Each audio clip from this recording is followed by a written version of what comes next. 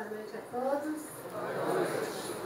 Primeiro eu quero agradecer a Deus por estarmos aqui, para agradecer de modo especial ao professor Gil Lara, representante do reitor da Arquidiocese de BH. Muito obrigada por essa acolhida a todos nós aqui ao comitê. A Dalce, superintendente executiva da ANDA, e dizer que eu sei que vocês já mobilizaram mais de 10 mil assinaturas, não é? Então, de parabéns.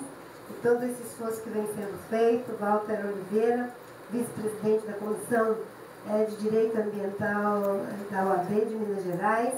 O Marcos Ortiz, que, enfim, infelizmente o Zé Carlos está viajando, não é isso? Também, não está aqui, o Zé Carlos do Fórum de Ministros, ele que representa o Fórum no Comitê de Defesa das Florestas.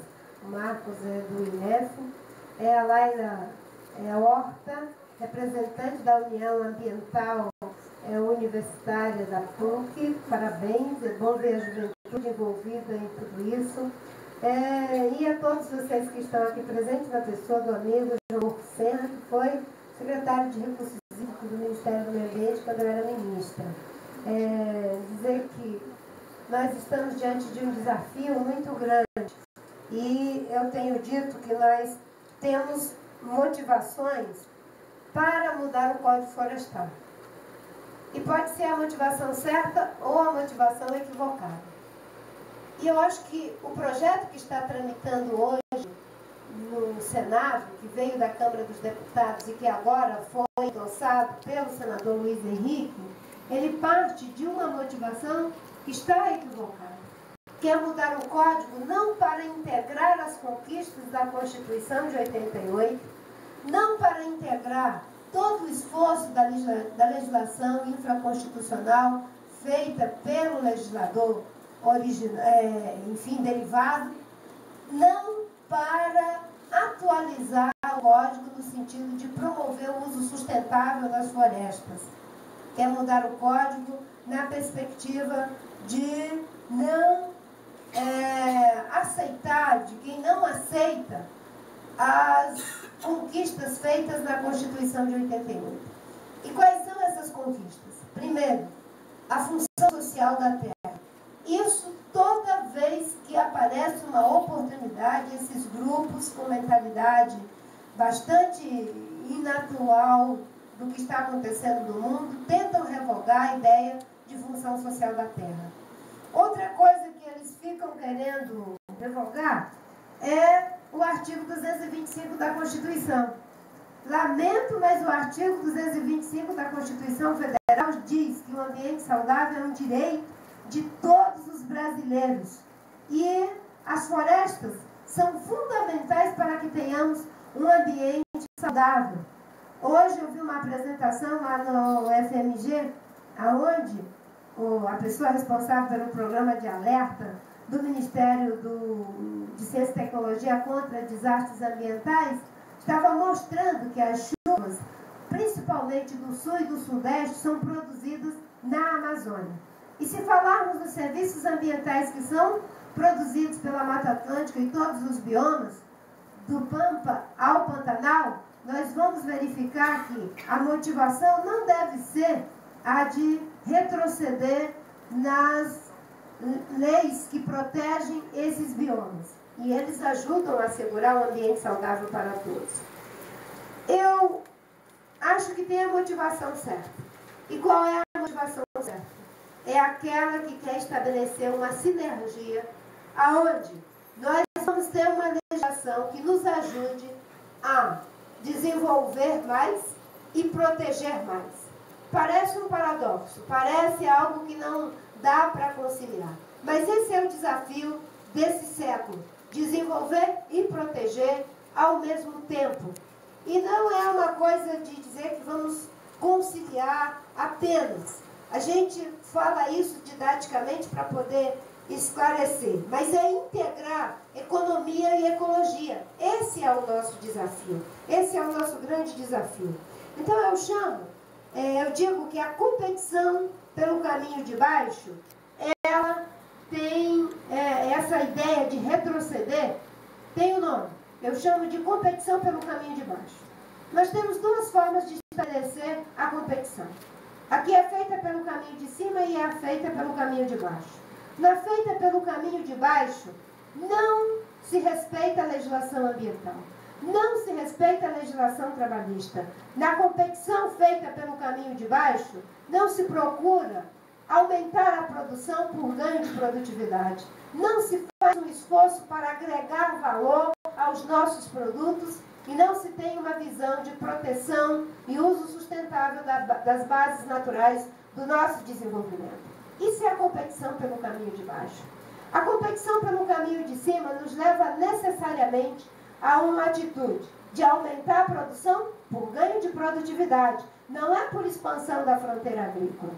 Nós temos que aumentar a nossa produção porque vamos investir em ciência, tecnologia e inovação. Vamos respeitar a legislação ambiental, vamos respeitar a legislação trabalhista nessa visão nova e vamos utilizar mão de obra desqualificada. Ou, aliás, mão de obra qualificada em lugar da mão de obra desqualificada e até mesmo do trabalho escravo, como acontece em várias regiões do nosso país.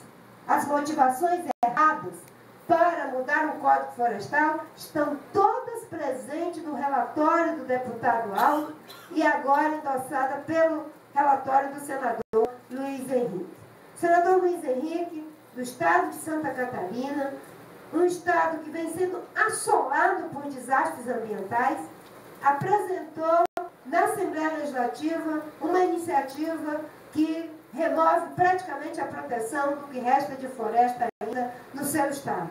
E essa lei só não está em vigor, em função de uma ação do Ministério Público e que a interditou no Supremo e que eu espero que possa dar ganho de causa para a sociedade e para o Ministério Público.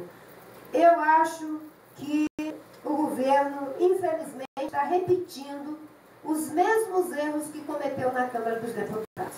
Quais foram os erros cometidos? Primeiro, de ter aprovado um projeto que anistia desmatadores, um projeto que flexibiliza a proteção nas áreas de preservação permanente, que acaba com a proteção dos manguezais, um projeto de lei que não respeita mais as declividades, topo de morro, encostas. Por quê? O que nós conseguimos transigir para resolver, que era um problema levantado, eu até diria legitimamente, que são os cafezais seculares, as macieiras, as parreiras, tudo isso nós transigimos. Porque até como diz o meu colega ministro Zé Carlos, são culturas de ciclo longo, são lenhosas, ajudam até a fixar o solo. Quando a gente aceitou isso, que era o mundo ia acabar, na hora que nós transigimos, aí eles botaram lá um artifício dizendo que também a pecuária, também a agricultura, também plantio de eucaliptos e pinos, tudo no topo de morro e nas áreas de preservação permanente. Conseguiram colocar um artifício de que o CONAMA já não tem mais nada a dizer na regulamentação ou nas resoluções para a questão das áreas que são consideradas de interesse público ou de baixo impacto ambiental. Agora isso será feito por decreto do governo federal e vai depender do laudo técnico feito pelos estados se a área deve ou não ser protegida, recuperada ou restaurada. E ainda, os estados farão os estudos para estabelecer quanto que uma área deve ser protegida. Quando, na verdade, estudos deveriam ser feitos para dizer quanto que ela não deve ser protegida. É o contrário. Fizeram uma inversão agora das coisas. Vocês já imaginaram o prejuízo para o poder público? Cada área ser preservada, acionar um conjunto de técnicos para poder fazer um laudo para proteger aquela área. Na ausência do laudo técnico, vale então a degradação, o uso predatório das áreas de floresta que deveriam ser protegidas. Então, todos esses atrasos estão no relatório do senador Luiz Henrique. Por que eu digo que o governo está cometendo os mesmos erros? na Câmara dos Deputados, muito poder na mão de um único relator. E olha, eu, em que pese todas as injustiças assacadas contra mim pelo deputado Aldo, eu tenho respeito pela vida dele, pela trajetória dele, um homem de esquerda que lutou na resistência contra a ditadura, a favor da democracia. Eu não sou daquele tipo de pessoas e acho que a gente tem que fazer isso, viu, Darcy? Nós não devemos fazer o debate rotulando as pessoas, devemos entrar no mérito das questões, porque a pior forma de fazer o debate é quando você, em vez de entrar no mérito, rotula. Por quê? Lá, que concentrou poderes todo num relatório, o governo se ausentou da cena praticamente, só no final é que tentou fazer alguma coisa e aí já era tarde. Muitos poderes na mão de um relator, que passou a dizer que toda a legislação brasileira é fruto de um grande complô de interesses escusos de quem quer acabar com a agricultura brasileira. Isso é um rótulo. Por quê? Quem é que quer conversar com traidores da pátria que fizeram uma lei para fazer o jogo da agricultura europeia, o jogo dos americanos, o jogo não sei de quem, em prejuízo... Exato.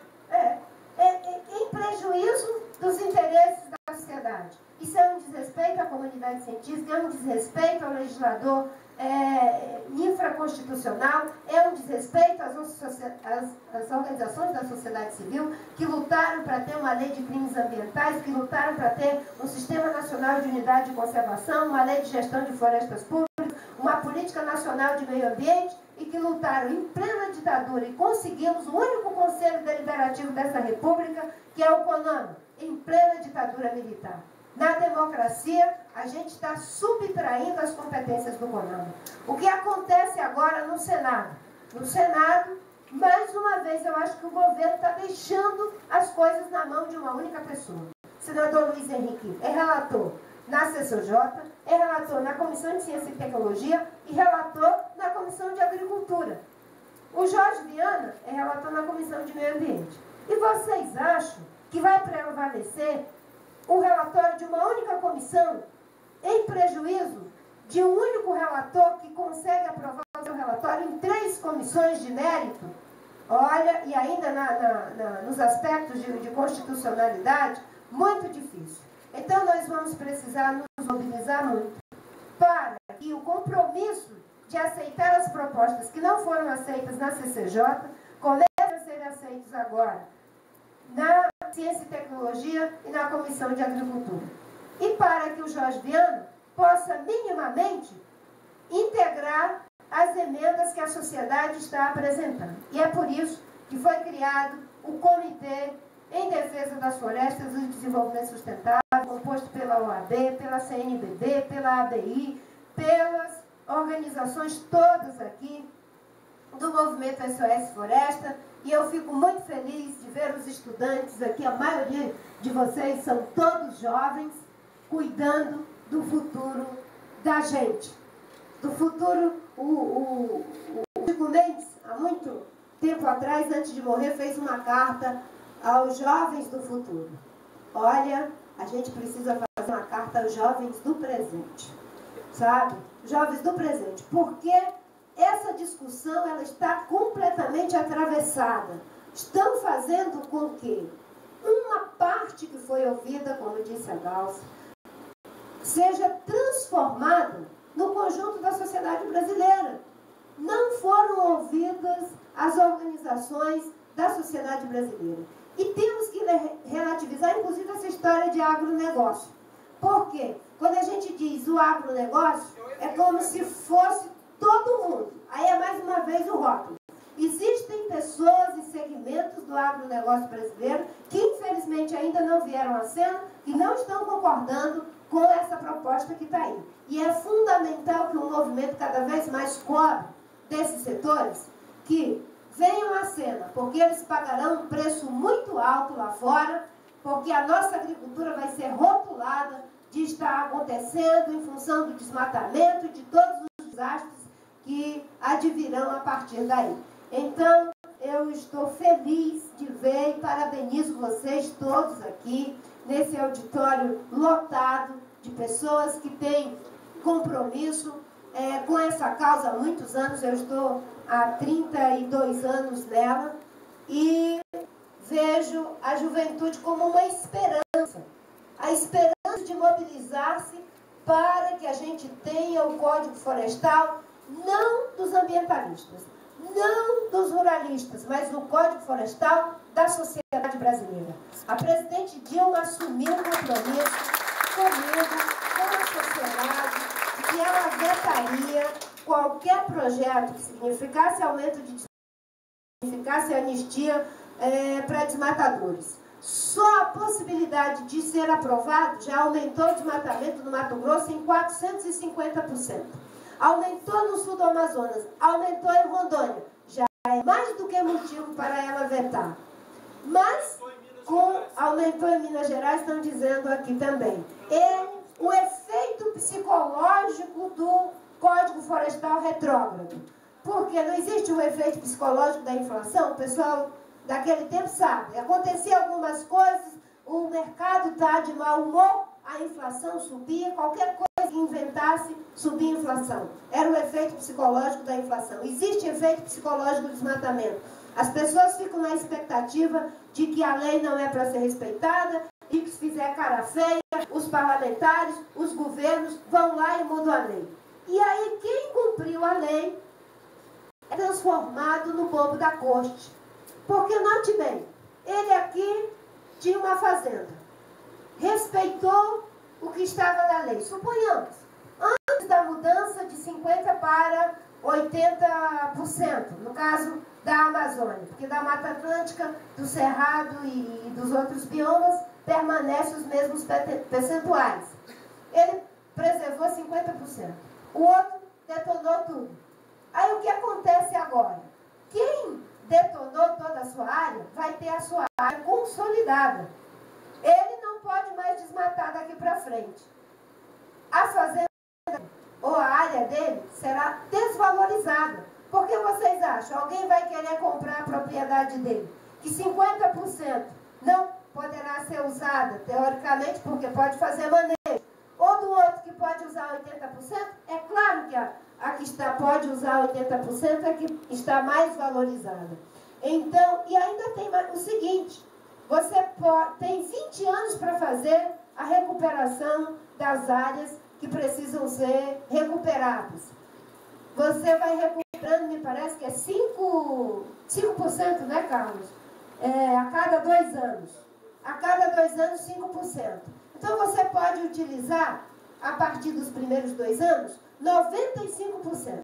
Depois, você pode, de 2 anos, vai subtraindo. Mas só que tem uma coisa. Você pode fazer uma recuperação com 50% de nativa e 50% para o uso econômico. No final das contas, o que é a área protegida recuperada é quase 0, alguma coisa. Então, quem desmatou é vantagem, em prejuízo da lei. E isso é um princípio errado, completamente injusto e inconstitucional. Então, a nossa mobilização aqui, ela tem que considerar uma coisa: dar sustentabilidade política para que os senadores mudem esse projeto. Eu sei que na Câmara é difícil, são 513 deputados, a gente quase não consegue conversar direito, mas 81 dá para conversar. E olha que nem precisa a gente conversar com todos. Se Minas Gerais der conta dos senadores de Minas, já temos aí 3 senadores. Se no Acre a gente der conta dos senadores do Acre, já temos aí. E assim nós poderemos chegar a 81 senhores senadores. Se nós conseguirmos convencer 50% e mais um, nós já teremos o Código Florestal dos brasileiros e não apenas de um setor que acha que pode tudo e que ainda pode mais. Então,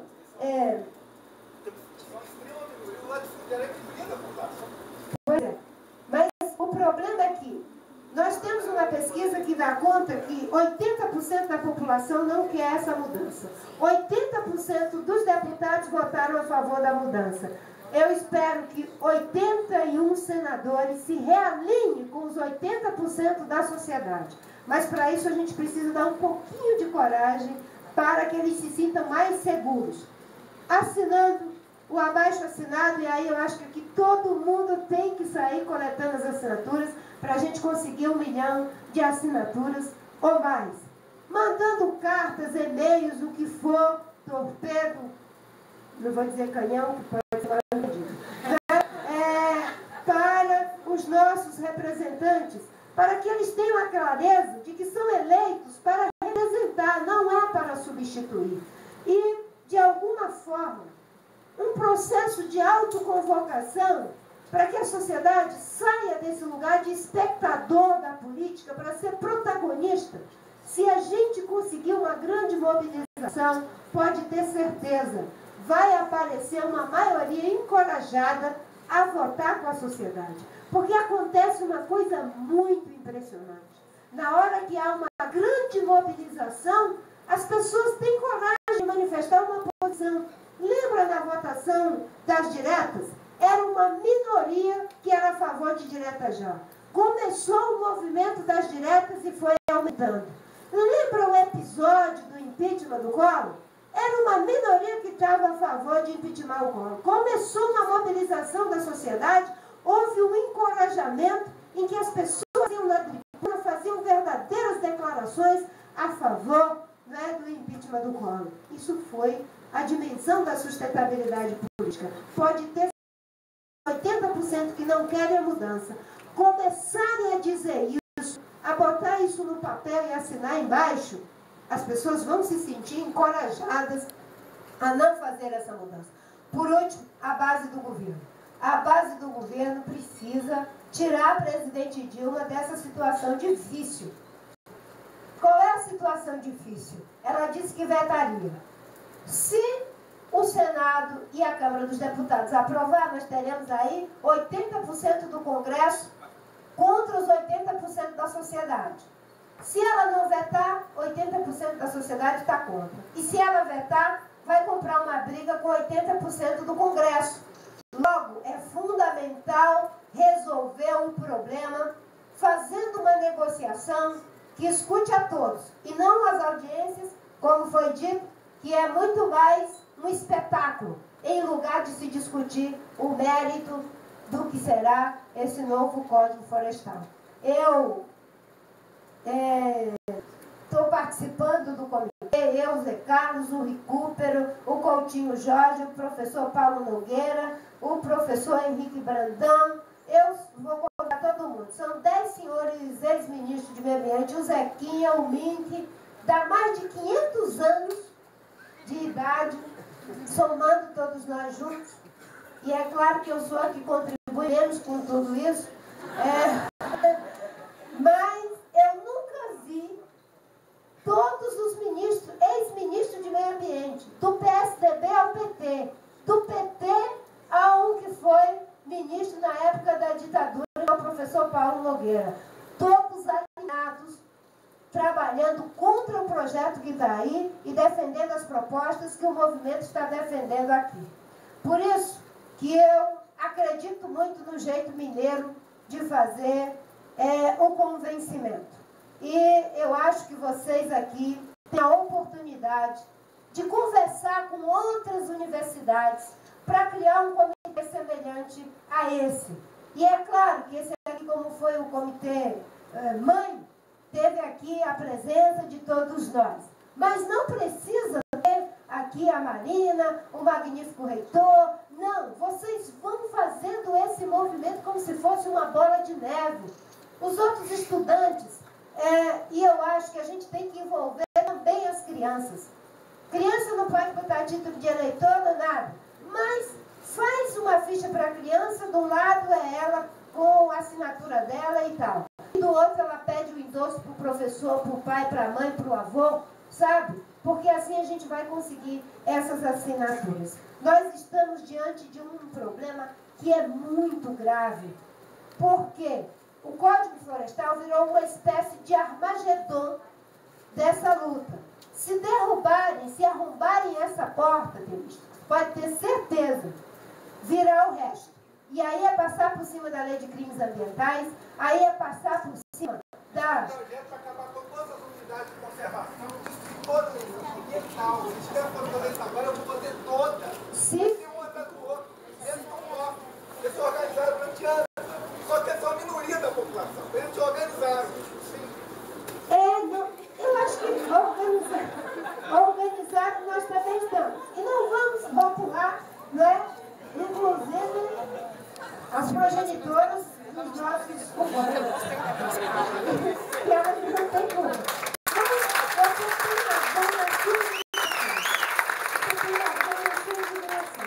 Por quê? Aqui está a maioria. E essa maioria tem que sair de ficar como espectadora. E não adianta imaginar que vai ter um salvador da pátria. Não. A gente tem que aprender que nesse momento os indivíduos podem se colocar. E ao se colocar, encorajar aqueles que ainda não estão suficientemente encorajados. Nós já temos o apoio de alguns. Estamos conversando com todos os partidos. Na Câmara dos Deputados, nós tivemos só um deputado do PSDB que votou com a gente, que foi o deputado Ricardo Trípoli. Eu sempre confundo com o outro, que é Alberto Trípoli. O Ricardo Trípoli. Ele votou com a gente. E eu fiz uma brincadeira com o PSDB. Eu digo, eu vou botar esse deputado na lista das espécies ameaçadas de extinção. Então, é preciso que a gente observe os partidos. O PT. Quem é que está tendo posições favoráveis ao Código Florestal da sociedade e não de uma parte dentro do PT? Quem são os que estão dentro do PSDB, dentro do PV, do PSOL, do PMDB? Porque a gente não pode deixar que as coisas virem o voto de bancada. Não. Quando a gente votou, não votou na bancada. Quando vocês escolheram, não escolheram um líder. Escolheram um deputado e um senador. Aí na hora é encaminhamento de liderança. Aí é votação simbólica. Simbólico. Voto de liderança? Não. Cada um deve ser responsabilizado pelo voto que teve, porque podem substituir os representados. Eu tenho conversado com o senador Aloysio Nunes, senador Pedro Simões, senador Jorge Viana, senador, todos. Que tem um grupo bom que está lá, são mais de 13, pelo menos uns 15. Senador Pedro Tax, estão trabalhando com a gente. São 81 senhores senadores. Esse trabalho vocês estão ajudando a fazer. E eu fico muito feliz. Vou sair daqui com uma fotografia mental maravilhosa. Porque nós já estamos dobrando um pouco aqui o cabo da Boa Esperança. No sentido da luta, olha o cabelo do João Bosco, todo branco. Né? Até um tempo desse, nós éramos vocês fazendo isso que vocês estão fazendo agora. Certo? E se tiver essa renovação do movimento socioambiental, vai ficar meia dúzia, como eles pensavam que nós éramos, meia dúzia de ecochatos. Olha, as eleições do Brasil inteiro mostrou que não é assim, que essa é uma questão relevante. Se considerarmos que 20 milhões votou na Marina, que é identificada com os ecochatos, como eles chamam, mas dentro dos que votaram no Serra, também tem gente que se preocupa. Nos que votaram na Dilma Ida, nos que votaram no Plínio, a mesma coisa. É por isso que quando é feita a pesquisa dá 80%. Tem 80% das pessoas que não querem essas mudanças. E é com essa que nós temos que conversar. Muito bem, parabéns, estamos na